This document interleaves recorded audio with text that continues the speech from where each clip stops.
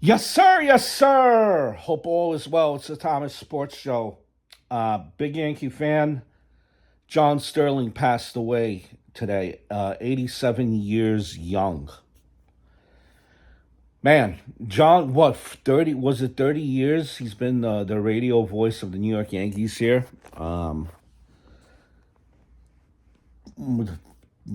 Most of my childhood, I'm 45 years old. John Sterling is really all that I could remember. I mean, I remember on TV Phil Rizzuto and guys like this. But as far as the radio, it's always been John Sterling, who I remember greatly. At 87 years old, he just recently retired. Last year, I think he came back for like the playoff run.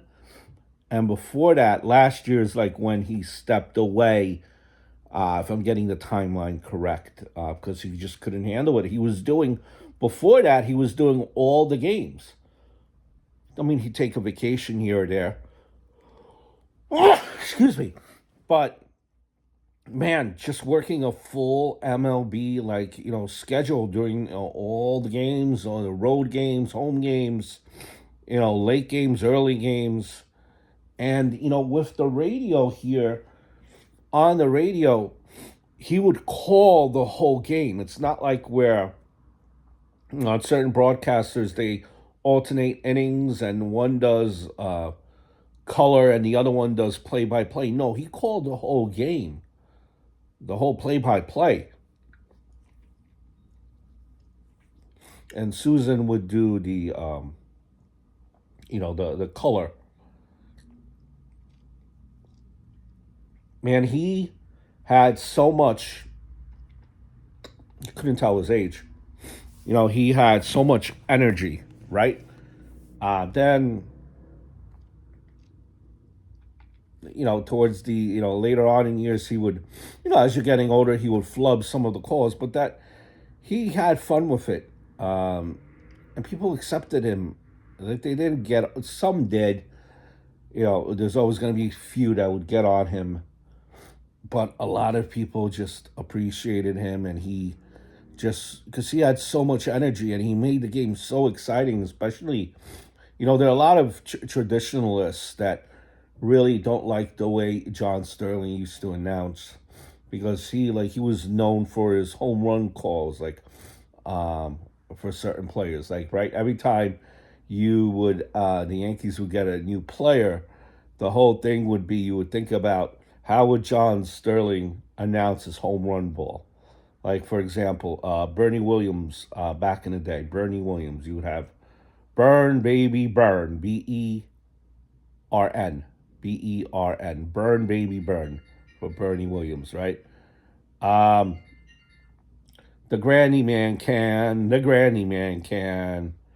uh, or Didi Gregorius, I remember, yes, indeedy. Jason Giambi, I think, was Jambino, the great Jambino, I believe that was it too. Just his home run calls were unique. They were a thing of beauty. You appreciated them. They got you hyped. I loved his play by play. And he would, he kept it simple. He kept it simple. And that's a recipe for success. Keep it simple. There's only one John Sterling. He had so much enthusiasm for the game. And he wasn't like, if you listen to his game, he wasn't like a homer, like some of these announcers where they're afraid to criticize the team when the teams were playing like garbage. And the Yankees, even though they have won championship, they haven't won anything in quite some time.